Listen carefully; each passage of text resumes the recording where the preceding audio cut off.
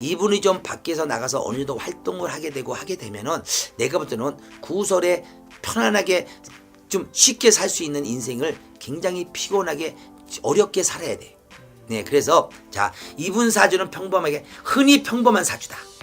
그냥 평민이다.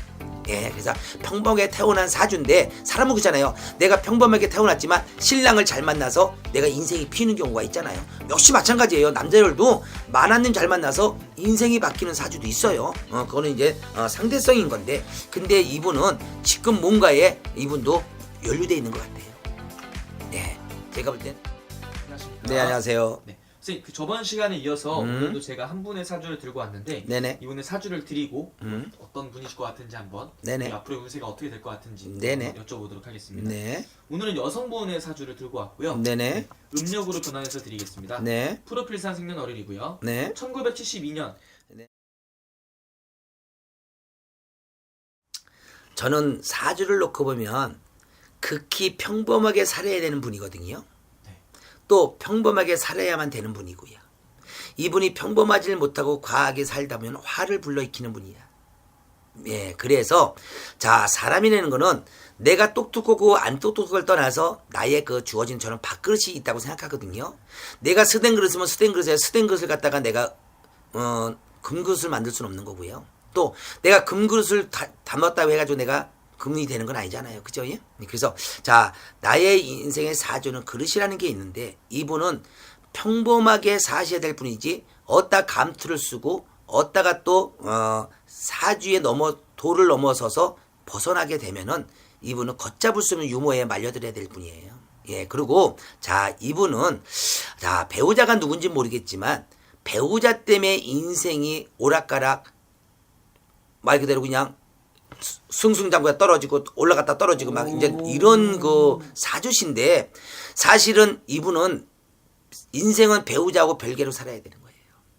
예, 배우자가 말 그대로 말단이라고 해서 이분도 말단이라고 살아야 되는 건 아니고요. 배우자가 만약에 대장이라고 해서 이분도 대장으로 살면 안 되는 거예요.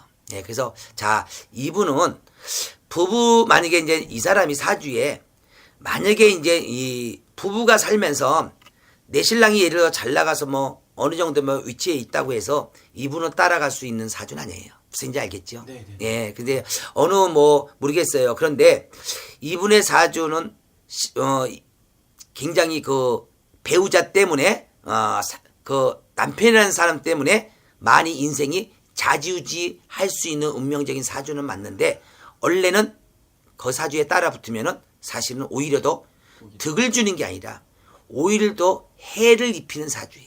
남편한테도. 네네. 그래서 자, 이분한테는 죄송한 얘기인데요. 이분은 아까 얘기한 대로 인생에 그릇이라는 게 있기 때문에 그릇대로 살아야 되는 거고요. 자, 이분은 최고 좋은 것은 평범하게 살아야 될 뿐이에요. 감투를 쓰면 안 된다. 네. 인생에 감투라는 게 없어요.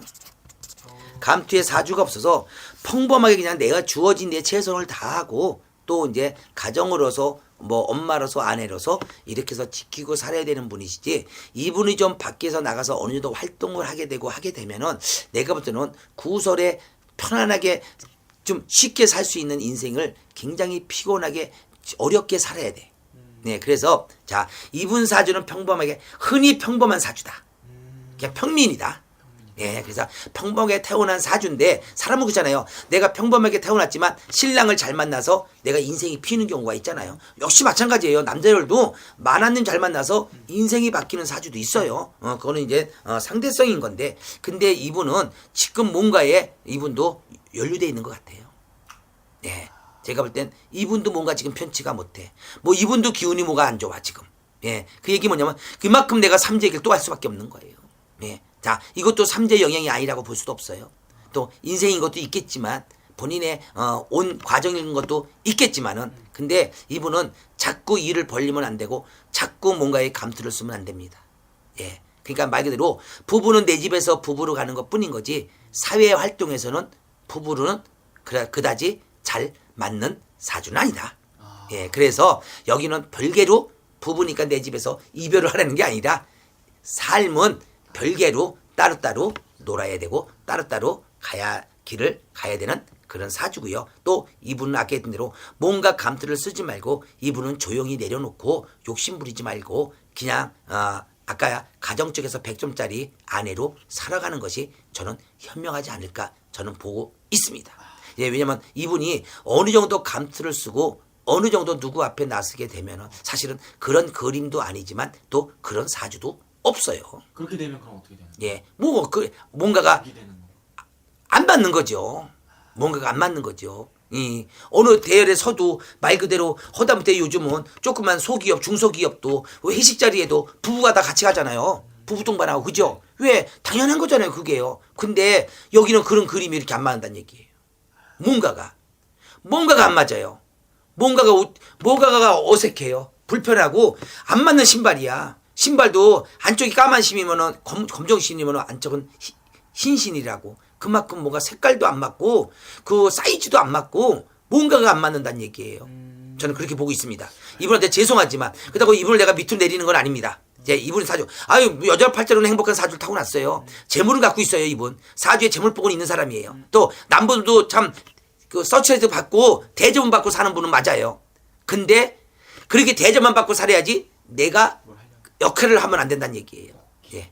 그거는 내가 나는 그거는 내가 이 별상이라는 이름을 걸고 제가 꼭 이분의 사주를 말씀드리고 싶습니다. 사람은 만들어진다고 만들어지는 건 저는 아니라고 생각하거든요. 예. 알겠습니다. 네네. 감사합니다. 네, 고맙습니다. 오.